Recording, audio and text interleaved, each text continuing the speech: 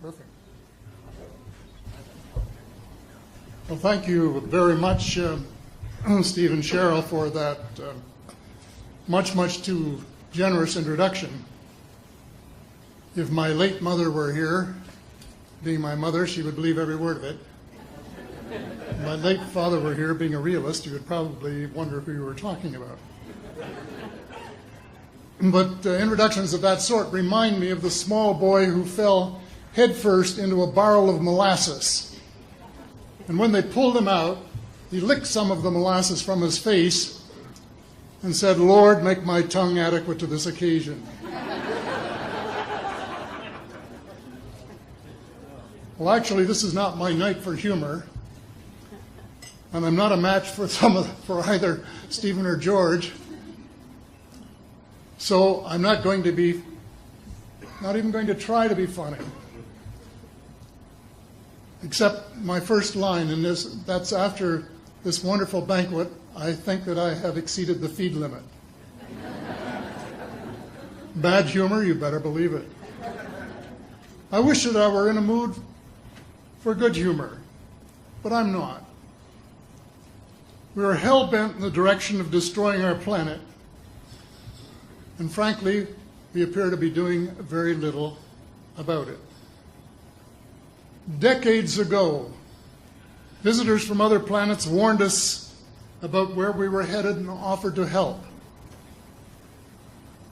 But instead, we, or at least some of us, interpreted their visits as a threat and decided to shoot first and ask questions after.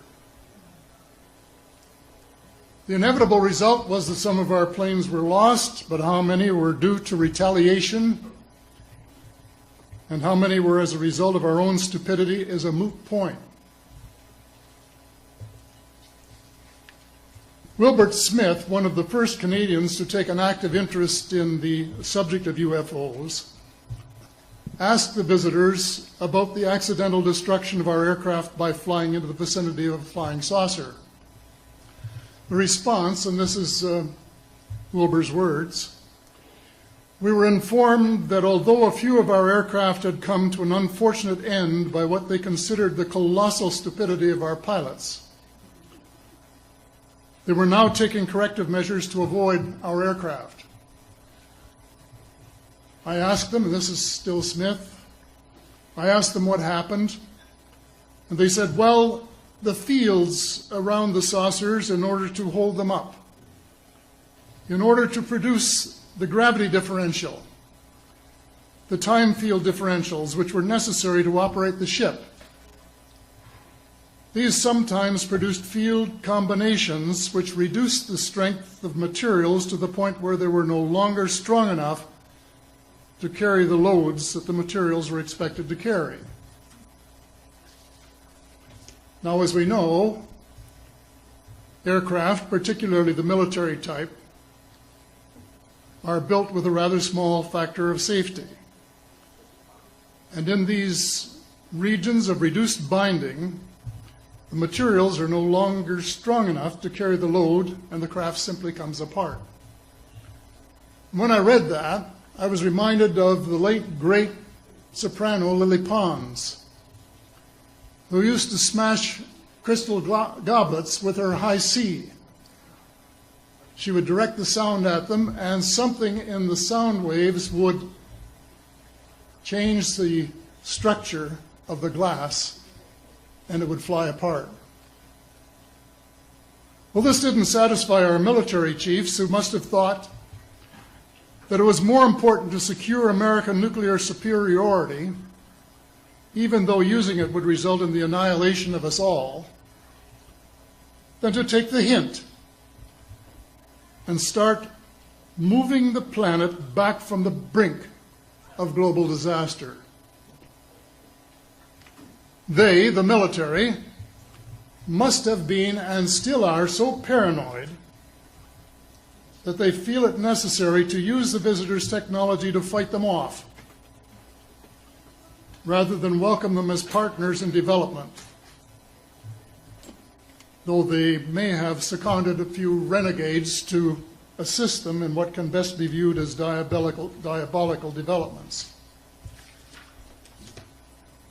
Stephen has said that talking about UFOs is passé, and that we should be talking or limiting our talk to exopolitics. Well, Stephen, I agree with you in theory, but in reality we have a problem when official U.S. policy insists that UFOs don't exist. The veil of secrecy must be lifted, and it has to be lifted now, before it is too late. It is ironic that the U.S. would begin a devastating war, allegedly in search of weapons of mass destruction, when the most worrisome developments in this field are occurring in your own backyard. It is ironic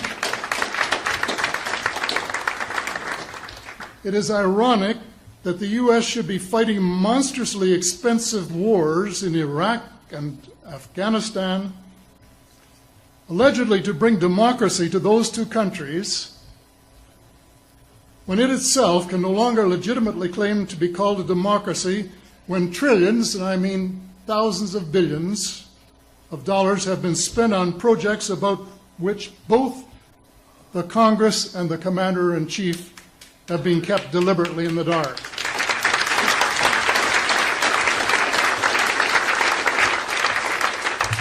How much has been accomplished in 60 years of feverish activity by some of the most educated minds in the United States?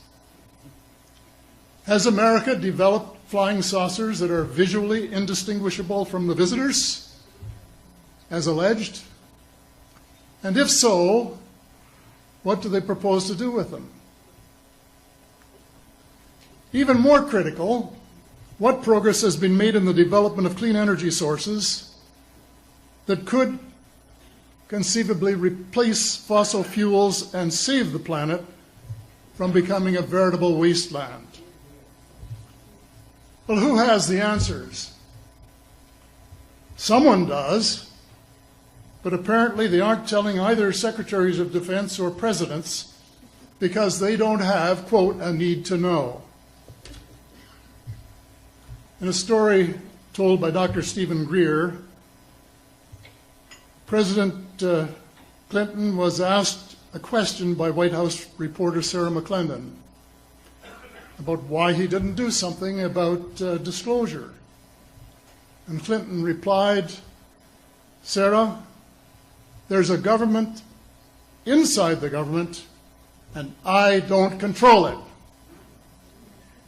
Excuse me, doesn't the Commander-in-Chief and the person who allegedly has their finger on the nuclear trigger have a right to know what his subordinates are doing?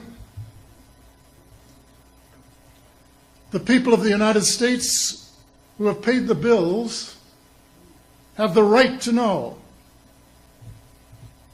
The people of the world demand to know because it is our descendants too whose lives are in mortal danger. It is time for the people of the United States to launch a new war against the evil of lies, deceit, and darkness, and go all out to win the victory of truth and transparency and light. Thank you.